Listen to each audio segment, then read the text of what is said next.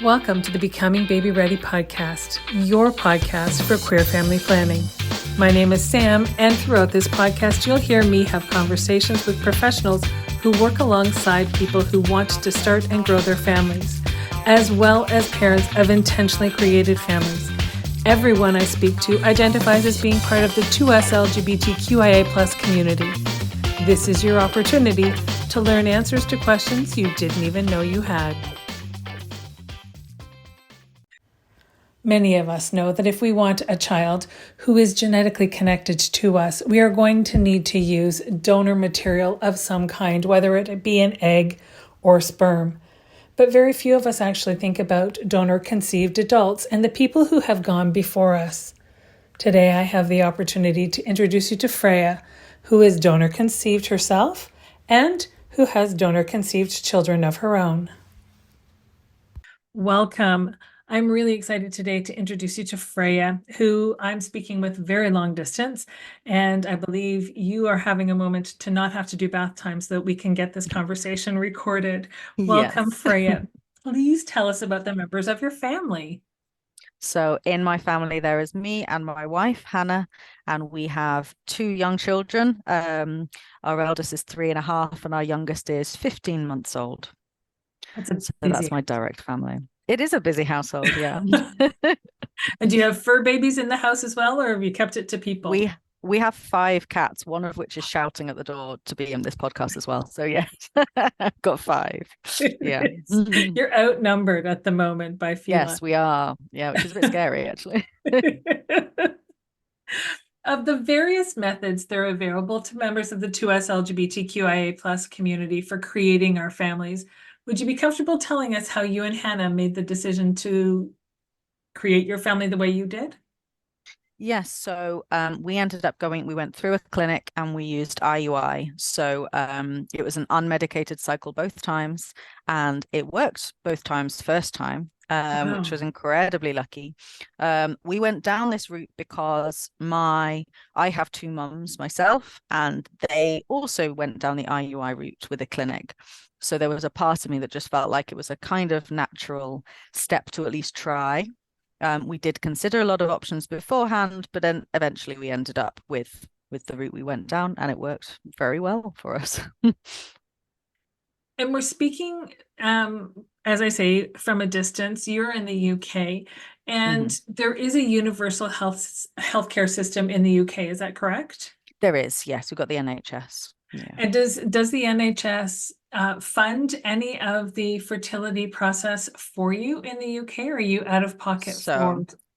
It didn't fund anything for us. The laws are starting to change. There has been a big push against the gay tax against help with fertility treatment, because fertility treatment is covered under the NHS for straight couples if they can prove, or if they say they have been trying for 2 years, they will get funded help. However, for lesbian couples, if they have been having IUIs, they have to prove that they have had a certain number of IUIs before they can even get any funded help. And I think the cost of those IUIs would come to something like 60 grand or something stupid if they had to try and prove that they had been trying before they get funded help. However, that is starting to change. So there are now certain counties in the UK that is sort of overhauling that, but it is a postcode lottery at the moment, and it's taking a while to completely run the whole country. So yeah, that's wild. And so if you have to prove that you've done a number of IUIs before it's funded, then that presumably suggests that it has to all be done through a fertility clinic. You can't find a good friend who's going to then be a known donor for you, and you just do it at home. And yeah, that was another aspect. I mean, straight couples, I'm assuming, never have to prove that they are, having sex repeatedly at home. However, gay couples were having to, yes, go down the clinic route to prove that they had been trying. It would not count if they had been doing insems at home. That wouldn't count. Wow. It just feels so. I mean, I'm grateful that they're making inroads to make changes, but it just, we're such a group of people whose personal lives and who we love affects literally no one outside of the 4 walls of our home. And yet the four walls of our home are so deeply scrutinized, and it just feels unfair. Yes, definitely. Yeah. And every stage it started to feel very unfair, even going through the clinic. I remember getting irritated that the amount of hurdles you have to jump through. And I was like thinking, they don't ask straight couples this. Like nobody goes around and asks them, and ticks all these boxes. Like it felt very very unfair that just we didn't even know if I was fertile to start with, and yet you have to fork out a stupid amount of money just to have those tests. So yeah. Right. And they won't even start the process if you haven't done the testing. Is that right? No. Yeah, that's right. Yeah. It's just, I was talking to owners of a fertility clinic a couple of weeks ago, a fertility clinic in Toronto, and they were saying they love working with the queer community because their personal beliefs are that when a queer couple comes in, if they happen to have a uterus, then they're thinking, great, we're going to have no issues here. Because so many of the stories that they see of cisgendered heterosexual people walking through the door are that of, our hats in our hands, we really need your help because we've tried. And so they just are so excited about the possibility of positive stories right from the start. And yet it sounds like, and I say that that's one clinic here that's feeling that way. There's an awful lot of them who go out of their way to make sure that the queer community doesn't feel particularly welcome. And that's hard because you do already have to go hat in hand and say, I'm missing a gamete. I don't have sperm. I have a uterus. I need your help. Help, please. And what were the forms and things like that? Like you have to go in, you have to fill out health history forms and things like that. Were they at least somewhat modernized or? To a point, yes. I did find it frustrating at times because there is a lot of look at things like mental health, and I am someone that has had various issues with my mental health growing up, and I remember getting irritated by how scrutinized that was in terms of saying, well, we need your GP, your doctor to sign off on that and things like that. And again, it was me going, this would not be looked at so closely if you were a straight couple that was just trying to have a baby at home. No one would be going up to them and saying, but you were on medication in whenever, why was that? And that was frustrating. And even going through the sort of the counseling and stuff, whilst all of it I was able to sit there and go, I understand why this is in place, it still felt so frustrating to have to sort of jump through these hoops again and again. And even when going and trying for a second, having to have all those tests again. And I was sitting there going, I know my body and I know that things have not changed. And I was having to prove to them that I was definitely ovulating and things like that. And they told me, well, you won't be because you're breastfeeding. And it was sitting there going like, this is so frustrating because if I didn't need your help, I wouldn't be having these issues. I've thankfully been very lucky in terms of fertility. The only thing I was missing was sperm. That was it. So yeah. It's now, will a fertility clinic there actually assist you if you are still breastfeeding? Because I have a client that I was talking to recently who is looking to start the journey for baby number 2 and has been told you have to completely wean your baby or it's not an option. So this is interesting because I'm actually having discussions about this at the moment. So for us, we kind of fibbed a bit. We said I would be weaning. I wasn't ready to. And they said, let's have a test cycle. And I went in for that test cycle and had a scan, and they saw the follicle about to release the egg. And it was exactly the same as with my eldest daughter. And I went, look, see, I told you I'm ovulating. I know my body. I said, I would like to inseminate this cycle. And they went back and forth and they were arguing. And I was like, I'm paying you. Like, I'm paying you a stupid amount of money. I would like to inseminate this cycle. If it doesn't work, this is my choice. And it did work. And I got pregnant. And so for me, I was quite vindicated with that. However, at the moment, I'm going through the process of being a known egg donor. And I need to start looking at getting tests done. And the clinic that my lovely guys are with, I'm helping a gay male couple, have said you can't have all of these tests and scans, and you can't have the injections when you're breastfeeding, despite the fact there is a lot of research and evidence I've been looking at that says it's very much the person's choice if they're breastfeeding, if they want to, the risk is incredibly minimal for certain drugs. But the clinic is very much, their clinic have said, no, absolutely not. You have to stop breastfeeding. So that's something we're having to tackle now. So it seems to be very on a clinic by clinic basis, really. Wow. Yeah.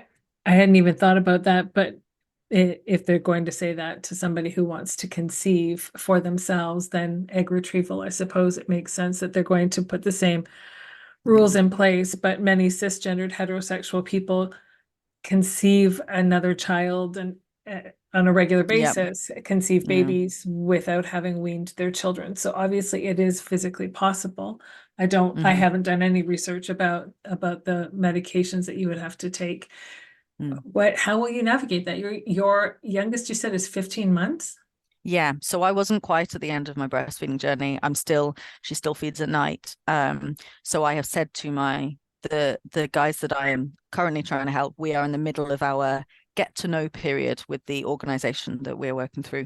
So we aren't at the end of that. We haven't had an agreement. So we've said we'll keep going. When it gets to that stage and we start looking at actually getting the test done, we will reevaluate and we will just check in sort of every month. Thankfully, they've been brilliant with that. They know that I'm quite ready to be weaned. I'm kind of done, but I don't want to rush it. She's my last baby. And I know that I won't be breastfeeding again. So they know I would probably end up resenting them if I rushed it. I know I would do that. So thankfully, we're having lots of open conversations about it. And I'm hoping that it kind of draws to a natural conclusion over the next few months. So. Well, and it's not uncommon for it to do that when they're kind of developing so many other life skills at the same time. They're distracted and forgetting that, oh yeah, that's what I wanted. Yeah. In both cases, were you the carrying parent? Yes, I was with both. Yeah. And did you use a known donor or did you go through a registry and use an unknown donor? And I say unknown in air quotes because it's becoming more and more blurred lines these days. We used an open ID donor. So in the UK, that's that they get the details when they turn 18. Okay. So we went through a clinic and used that. That's the only way you can use a clinic donor in the UK now. So our girls will get the access when they're 18. And then they can do with it whatever they choose to do. If they want to, they don't want to. Do you know, were you able to find out much about donors? I guess I'm thinking about when my wife conceived our 18-year-old, they got a sort of a dossier of information, but no real pictures or anything to go on. Yeah, similar here. So we got sent over profiles by the clinic to have a look through. I think there are about 3 pages of information. A lot of it was written by him, which was lovely. He wrote a little letter at the end to sort of any children conceived. We picked the donor we picked because we really liked just the way he said at the end. He was like, if you ever want to meet for a cup of tea and a chat, like my door's open. And that was very nice to know that he was thinking in the future. That was important to me.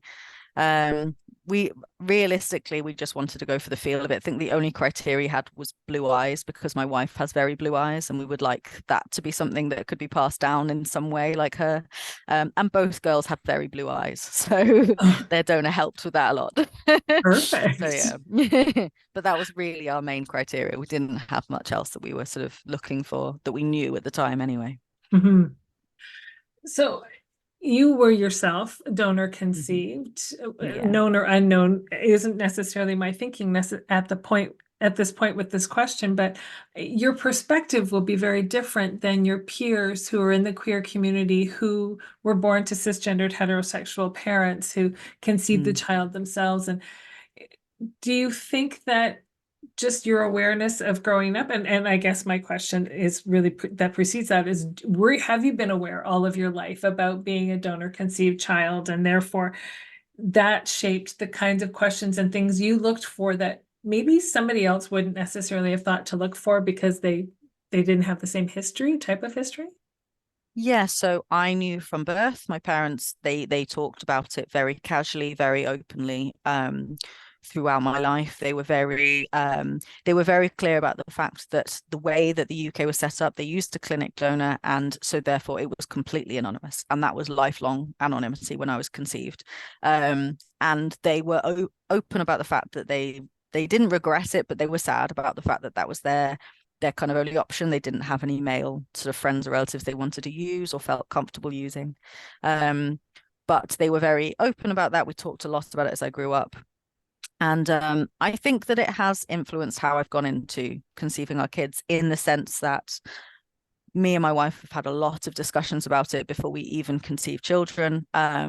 We were very clear about the fact that the donor would be someone that was talked about, and we wouldn't be sort of ignoring the fact we have had to use someone to help to create our kids.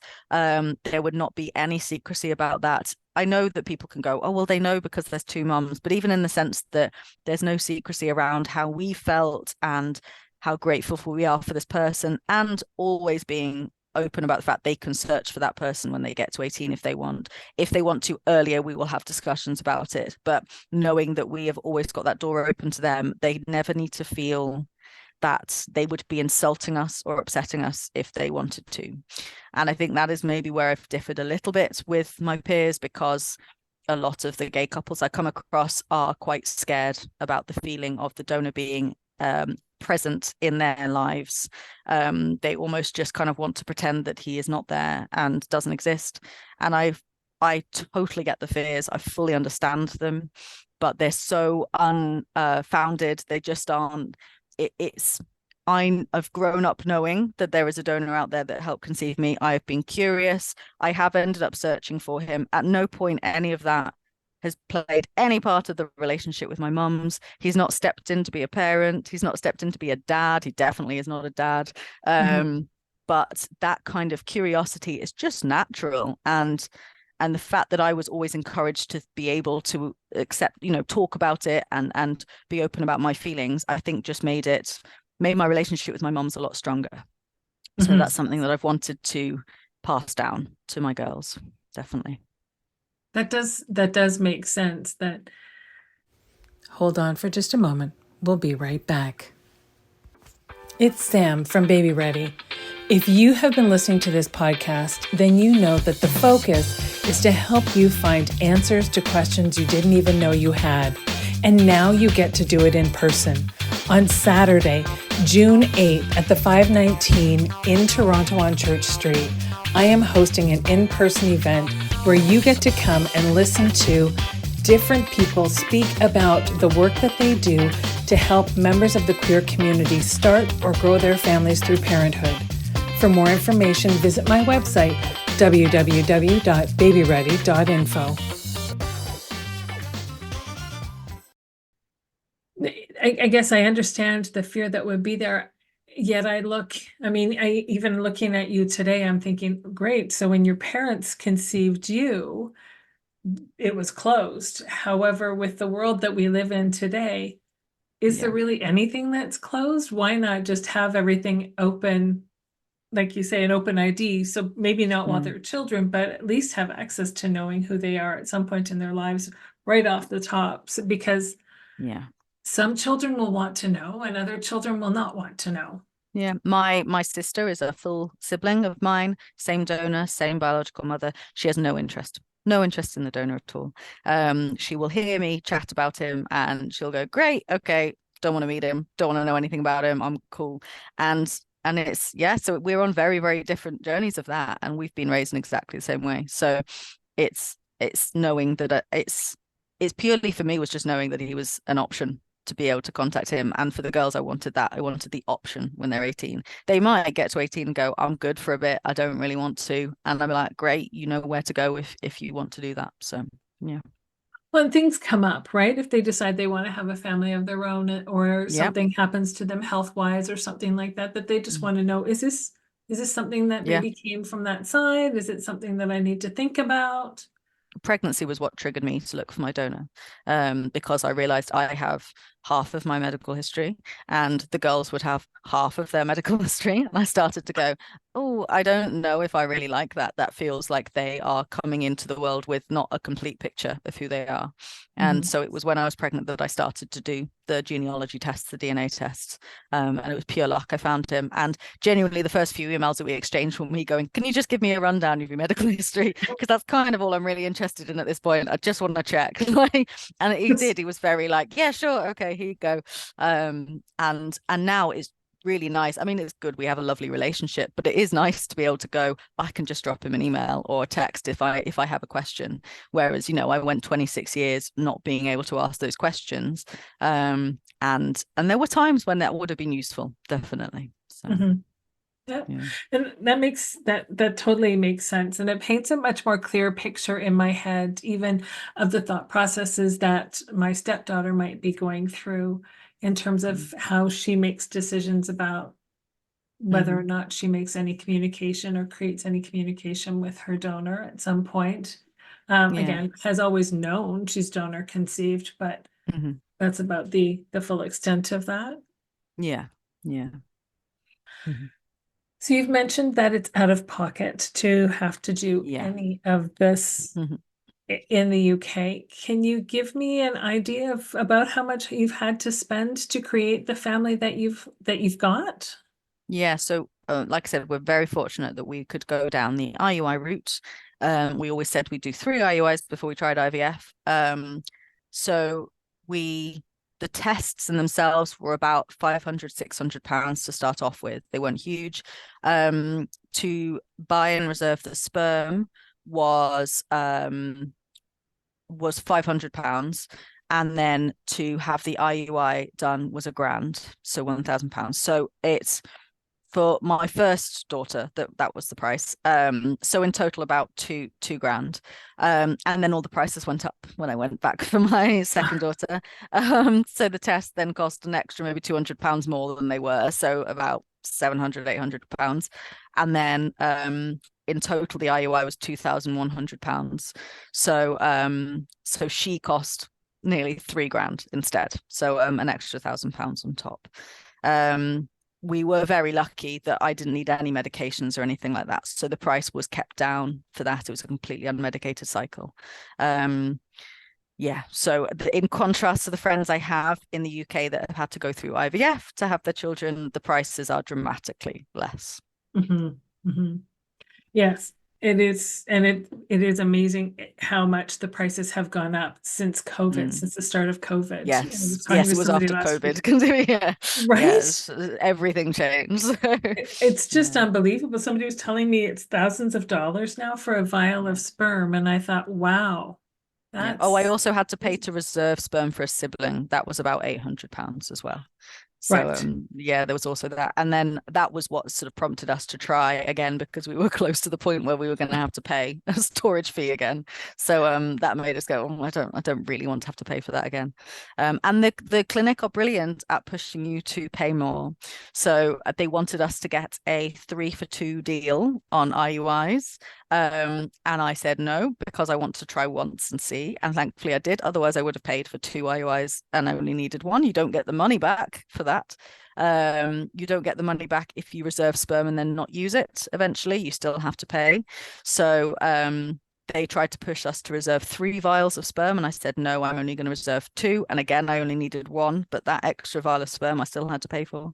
So yes, they really did like to push a lot of extras. And if you pay for 3 up front and you only use 1 IUI, does that roll over if you have another child that you've still got 2 on reserve? Oh, I don't know if it rolled over actually, but it was our last child anyway when they were offering that deal, so it wouldn't have even been beneficial. Right. Yeah, we weren't planning on it anymore, so it would be even more frustrating. Well, and they can look at your history and know that it's likely to be a moneymaker for them if they offer you that when you conceived first try the previous time, and you have a history of your parent conceiving first try. So there's probably some fertility goodness in there that just worked in your favor. I think so. You were mentioning earlier you were going through the process, and you and Hannah were at the clinics, and they just didn't make it feel like it was an easy process by being part of the queer community. Can you sort of shed some light as to things that people may want to watch for or be conscious of in terms of how they may be treated, things that people may say, how they can also help educate, because I think that sometimes that's a big part of it. We shouldn't have to go in there and say, please help us. And while you're helping, I will also teach you how to treat me like a human being with respect and Yeah. dignity. But at the same time, if we can have those little subtle suggestions, or I think you know what I'm trying to say. Yeah, no, absolutely. I think the biggest one for me that sticks in my head was I don't know if it's the same in the US, but we have to have implications counseling whenever you use donor gametes. So that was a natural part of the tests and things that we had to have beforehand. I knew it was coming. However, it was a bit of an odd session for us because she was asking questions and then discovered I was donor conceived. And actually, most of the questions were then fired at me rather than the other way around. She kept saying she's never met a donor conceived person. And it jumped out at me that a lot of people are going through this process. They're maybe trusting clinics to give them the information. Clinics will have often never spoken to a donor conceived person. They are trying to now make that less common. There's lots of, like, I've spoken at events where they have fertility professionals there. So it hopefully is changing a bit, but be prepared. You're going in to speak to someone that is most likely straight and someone that is most likely not used donor gametes themselves, or if they have, their children are still young, they are not adults. And also she asked things like, if you have a boy, will he have any male role models in his life? And it was making me sit here go, I was like, do you ask straight women this at their midwife appointments if they are a single mom? Or do you even look at their husbands and go, well, you're not a decent male role model? Like that, those questions are never fired at straight people. And yet me and my wife were sitting there having to kind of justify how we were going to have men in our lives that were positive role models. And I quite loved the fact that actually the main friend that we had in our life is a trans male. So we were like, yeah, actually, Alice is going to be great.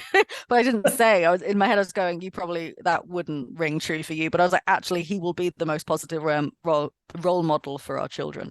So you will get these questions that, whilst as I've said before, I fully get where a lot of them are coming from. I get where the process has existed for some reason, but they are still outdated and they are still pushed towards straight couples because that is their biggest moneymaker and their biggest clientele. That is changing, I would say. There are more and more gay couples that use clinics, and they are having to adapt more.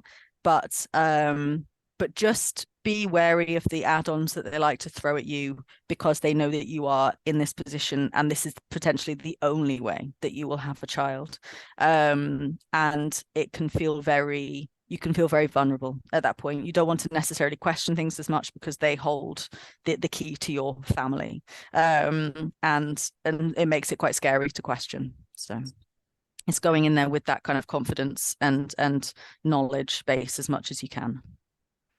Absolutely. And that confidence is key because there's going to be lots of different things that come up that shake your core and shake your foundation and make you wonder why. And so if you can go in starting with that confidence and sort of move forward from there, I'm sure that helps. It is here in Canada, it is something that anyone using a donor gamete needs to do is speak with a counselor as well.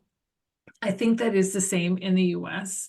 And I've spoken to so many people who said to me that they felt frustrated that they were told they had to do it, but retrospectively were glad that they had had that opportunity to talk to somebody and talk through it.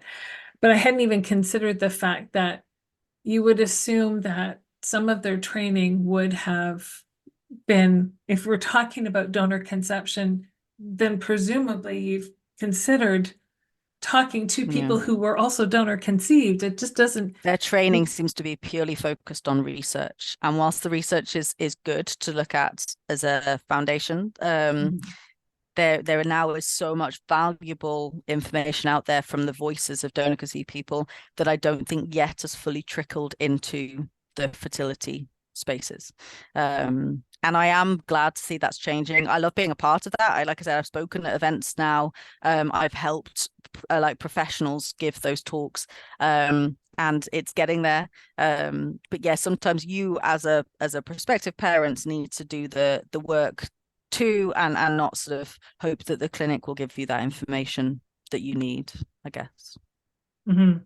And it's finding somebody. I did actually find a counselor in the Greater Toronto area who is a member of the queer community who offers the counseling that needs to be ticked off. And it always makes me wonder, they're going to tell you, no, you can't have a child Yes, yeah. if you don't sign up for their counseling. Yeah. I don't Yeah. know. I don't write the rules. I don't know. If you could pick people that you would have wished that you could have talked to or learned from a professional perspective when it comes to creating your family, are there any people off the top of your head that you think, oh, if I had known beforehand, then I would have felt better prepared for? Oh, I think in reality, I would have liked to have even just spoken to more professionals that were queer themselves. Mm-hmm. Even just so that was, I don't know, you're getting all of this information from doctors and people that are obviously good at what they do, but no doctor or anyone that I spoke to in the clinics were, I mean, obviously I do not know this, but were not, to my understanding, queer themselves. And that's where the divide came. And in terms of me getting, like me and my wife getting our own information, I felt very, even though I'd been through this and I'd been raised in a queer household, I still had a moment of going, there isn't a book. Like there was one book I found that was so outdated, that was potentially from the 90s. I am now quite pleased. There are 2 books on my bookshelf that I have contributed to both of them, so I'm very proud of. They are fantastic new resources for gay parents, and those are the things where I'm going, oh my God, I wish that had existed 4 years ago. But yeah, just more voices of people that have been through it. I think that was purely it. Being able to ask the questions about clinics and things. Again, I didn't know anyone at that stage that had gone. We were the first of our peer group to have kids. It can feel very isolating. Mm-hmm. So. It really can. And that's really the focus of this whole show, and is to help people get the answers to the questions that they didn't even know that they had, because it's all so foreign to them. It's still so new. Please tell me and the listeners the name of these books that you've contributed to so that we can make sure that I put that in the show notes. Yeah, absolutely. So one of them is The Queer Parent, which is by Lottie Jeffs and Stu Oakley. They are absolutely fantastic. They themselves, I think, have done a podcast in the UK about gay parenting through, I think, IVF for Lottie, and Stu surrogacy with his husband. And then the other book is Sperm Not Included, which I think has only just been released. And that is a very comprehensive actual guide on using different methods of like IUI, IVF, surrogacy. Everything is that's a lot more factual. And useful for the actual kind of and I've forgotten the author's name off the top of my head, but I will get that to you. It's upstairs. But yeah, so in terms of, I think those 2, because The Queer Parent is very conversational and it's anecdotal, and it's brilliant to get that, like you're chatting to a friend and getting that information. It interviews a ton of people from different experiences. And then the Sperm Not Included is the factual guide I wished I'd had 5 years ago. Even down to the sort of like how much things could cost and stuff like that. I think that's so necessary. Yeah, I think those are 2 good guides. Thank you so much. Because resources are, as you say, so hard to find in terms of getting a comprehensive book or website or even anything to find all of your information in together. So those are 2 fantastic resources. I'm excited to put them all together with the show notes so that everybody has access to that. Before we wrap up, you have been a parent for some time now. What's your favorite part of the whole process? Of being a parent? Seeing, I think you go through conceiving a child and having a child, and the whole time you were focused on sort of getting this child here and just having a baby and wanting it to work out. And then when they're here, suddenly they are their own person, and seeing that personality come through and realizing that you could do whatever the hell you liked, but they are going to be them. And there's a very little you could do about it. It's just learning who they are every day is absolutely fascinating. And I think a lot about the donor now. I didn't think I would, because I didn't grow up being that interested in my donor, but I think a lot about the girl's donor because I'm looking at them going, wow, that's not from me. Like, that's not something I gave you. I don't know where this is from. And instead of being sort of scared or maybe of the unknown, I'm so fascinated by it. Like, I genuinely cannot wait to, hopefully, if the girls are interested in 15 years, to be able to go to this man and go, you gave me the coolest kids.